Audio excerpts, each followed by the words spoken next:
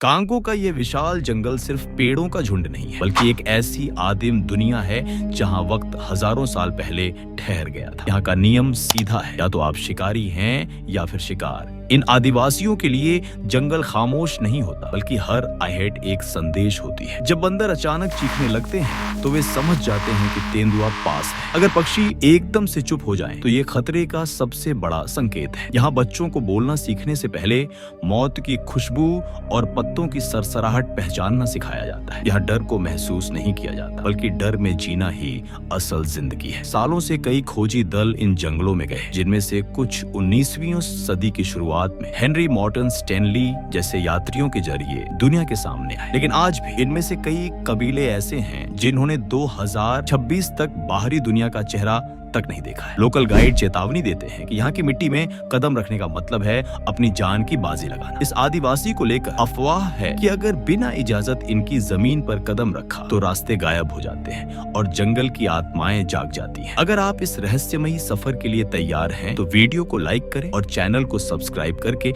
इस खतरनाक सफर में हमारे साथ जुड़े। नंबर 10, म्बुति पायग्नी। दोस्तों, कांगो लोकतांत्रिक गणराज्य के इटरी वर्षावन में रहने वाले मोती लोग अपनी छोटी कदकाठी के लिए जाने जाते हैं, लेकिन इनके कारनामे रोंगटे खड़े कर देने वाले हैं। 1950 के दशक में जब कुछ नृवंश विज्ञानी एंथ्रोपोलॉजिस्ट पहली बार इनके करीब पहुंचे, तो उन्होंने एक ऐसी आवाज सुनी जो रात के सन्नाटे को चीर रही थी। यह आवाज थी मोलिमो की, एक प्राचीन वाद्य यंत्र जिसे ये लोग तब बजाते हैं जब कबीले पर कोई बड़ी विपत्ति आती है। म्बुति लोगों के बारे में सबसे अजीब बात यह है कि ये लोग कभी शिकार को मारते नहीं, बल्कि उनका मानना है कि वे जंगल से उपहार मांग रहे हैं। इनकी नजर इतनी तेज होती है कि ये घने कोहरे में भी 50 मीटर दूर बैठे मच्छर की हलचल देख लेते हैं। बाहरी दुनिया के लोग 2020 की एक रिपोर्ट में बताते हैं कि जब कुछ सरकारी अधिकारियों ने इन्हें मुख्य धारा में लाने की कोशिश की, तो म्बुति आदिवासियों ने सिर्फ इतना कहा, तुम्हारी दुनिया में शोर बहुत है, हमें अपना सन्नाटा प्यारा है। लोकल गाइड बताते हैं कि ये लोग हवा की गंध सूंघकर बता सकते हैं कि आप पिछली रात क्या खाकर आए हैं। नंबर 9, बका जनजाति। कांगो और कैमरून की सीमाओं पर रहने वाले बका लोग जंगल के भूत कहलाते हैं। इनके बारे में सबसे रहस्यमयी बात इनका अदृश्य हो जाने का तरीका है। 1980 के दशक में एक फ्रांसीसी दल ने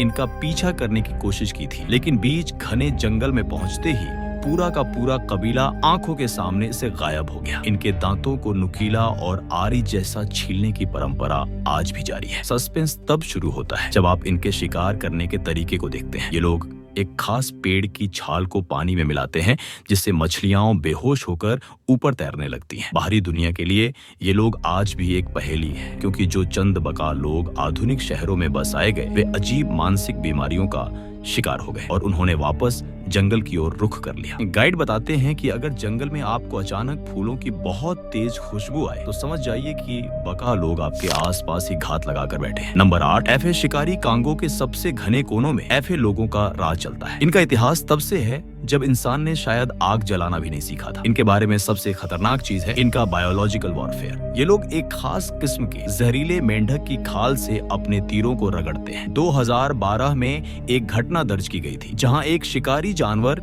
इनके एक छोटे से तीर से सिर्फ 60 सेकंड के अंदर पूरी तरह पैरालाइज हो गया था। ऐसे लोग आज भी बाहरी इंसानों को सफेद आत्मा कहते हैं और उनसे बात करने के बजाय दूर से ही गायब हो जाना पसंद करते हैं। ये लोग शब्दों का इस्तेमाल बहुत कम करते हैं। इनकी पूरी भाषा सीटियों और चिड़ियों की आवाजों पर टिकी है। गाइड चेतावनी देते हैं कि अगर जंगल में आपको एक ही चिड़िया की आवाज बार बार अलग अलग दिशाओं से सुनाई दे, तो इसका मतलब है कि ऐसे शिकारी आपस में आपके ठिकाने की लोकेशन शेयर कर रहे हैं। नंबर 7, तुआ कबीला। रवांडा और कांगो की पहाड़ियों के बीच बसे तुआ लोग मिट्टी के रक्षक माने जाते हैं। दोस्तों, कांगो के जंगल में जब सूरज ढलने लगता है, तो लोकल गाइड एक बात साफ कह देते हैं, इस इलाके में सवाल मत पूछो और किसी का नाम लेकर पुकारो मत, क्योंकि यहाँ तुआ लोग अपनी प्राचीन तांत्रिक शक्तियों के लिए जाने जाते हैं।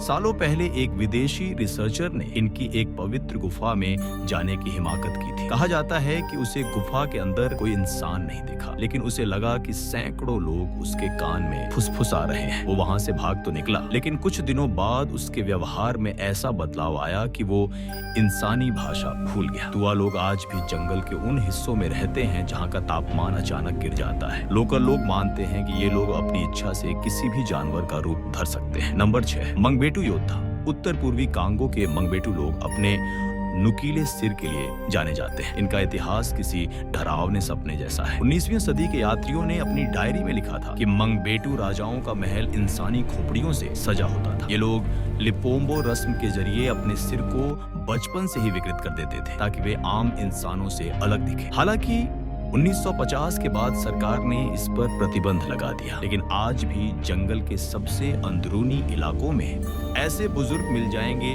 जिनका सिर किसी एलियन की तरह लंबा है। ये लोग बाहरी दुनिया की मशीनों से सख्त नफरत करते हैं। गाइड बताते हैं कि अगर आप इनके इलाके में कैमरा लेकर जाते हैं तो अक्सर कैमरे की बैटरी अपने आप खत्म हो जाती है या फुटेज काली आती है। क्या ये कोई वैज्ञानिक कारण है या इनकी कोई गुप्त शक्ति, ये कोई नहीं जानता। नंबर 5, आजानदे डायन शिकारी। आजानदे जनजाति के लोग कांगो और सूडान के बॉर्डर पर रहते हैं। इनका पूरा जीवन जादू टोने और मंगू, एक काली शक्ति के इर्द गिर्द घूमता है। इनके बारे में सबसे डरावनी बात है इनका मृत्यु परीक्षण। अगर कबीले में किसी की अचानक मौत हो जाए तो ये लोग पूरे गाँव को इकट्ठा करते हैं और एक मुर्गे को जहर खिलाकर ये पूछते हैं कि हत्यारा कौन है। 2026 में भी इनके कई कबीलों ने बाहरी अदालतों और पुलिस को मानने से इनकार कर दिया है। ये आज भी अपनी समस्याओं का समाधान जहर और जादू से करते हैं। जो कुछ लोग इस कबीले को छोड़कर बाहर आए, उनका कहना है कि आज अंते लोग रात में परछाइयों से बातें करते हैं। गाइड सलाह देते हैं कि अगर आप इनके गांव के पास हैं तो कभी भी किसी की आंखों में सीधे न देखें, क्योंकि वे इसे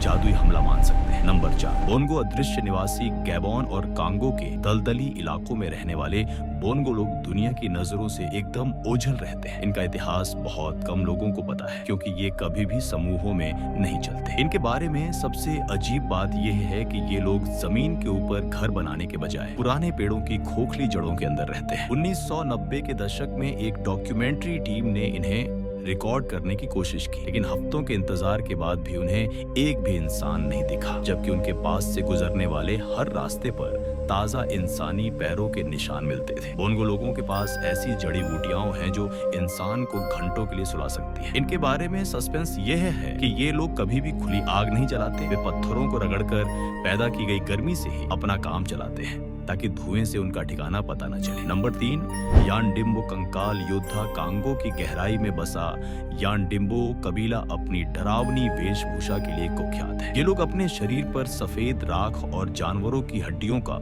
चूरा मलते हैं, जिससे ये रात में झोंबी जैसे दिखाई देते हैं। इनकी सबसे डरावनी रस्म है खूनी शपथ, जिसमें योद्धा एक दूसरे का खून पीकर वफादारी की कस्में खाते हैं। इनके पास एक ऐसा गुप्त कंदमूल रूट है जिसे खाने के बाद इनकी आंखों की पुतलियां पूरी तरह काली हो जाती हैं और इन्हें रात के अंधेरे में भी दिन जैसा साफ दिखाई देता है। स्थानीय कहानियों के अनुसार यानडिम्बो कबीले ने 19वीं सदी के कई बड़े हमलों को अकेले अपने दम पर रोक दिया था, क्योंकि दुश्मन इन्हें भूत समझकर भाग खड़े होते थे। आज भी इनके इलाके में जाने वाले रास्ते कंकालों से सजे होते हैं, जो बाहरी लोगों के लिए एक आखिरी चेतावनी है। नंबर 2, सांबा जल मानव। कांगो नदी के सबसे खतरनाक और तेज बहाव वाले किनारों पर सांबा लोग रहते हैं। इनके बारे में सबसे रहस्यमयी बात यह है कि ये लोग आधे जलचर माने जाते हैं। 2005 में एक स्वतंत्र रिसर्च में पाया गया कि सांबा कबीले के बच्चों के फेफड़ों की क्षमता सामान्य इंसानों से 30% ज्यादा होती है। ये लोग नदी के उन हिस्सों में डुबकी लगाते हैं जहां पानी का दबाव किसी भी इंसान की हड्डियां तोड़ सकता है। इनका मानना है कि नदी की गहराई में मोकेले म्बेम्बे नाम का एक विशाल जीव रहता है और वे उसके साथ गुप्त समझौता कर चुके हैं। सांबा आदिवासी आज भी बाहरी नावों को अपने इलाके से नहीं गुजरने देते। अगर आप इनके पास जाने की कोशिश करेंगे तो ये लोग अचानक पानी के अंदर से निकलकर आपकी नाव पर हमला कर सकते हैं। इनकी खामोशी और पानी के साथ इनका रिश्ता आज भी विज्ञान के लिए एक अनसुलझी पहेली है। नंबर 1, लेले कबीला। नंबर 1 पर आता है कांगो का लेले कबीला, जो समय और अंतरिक्ष की सीमाओं से परे जीता है। इनके बारे में जो सच्चाई है वो आपको हिलाकर रख देगी। ये लोग दुनिया के उन चुनिंदा लोगों में से हैं जो आज भी ट्रायल बाय पॉइजन, जहर द्वारा न्याय में विश्वास रखते हैं। इनके बारे में सबसे अजीब बात यह है कि ये समय को नहीं मानते। इनके पास कल या परसों के लिए कोई शब्द ही नहीं है। लेले कबीले के लोग मानते हैं कि जो मर चुके हैं वे आज भी हमारे बीच अदृश्य रूप में घूम रहे हैं। गाइड बताते हैं कि लेले कबीले के इलाके में आपकी डिजिटल घड़ियां रुक जाती हैं और कंपास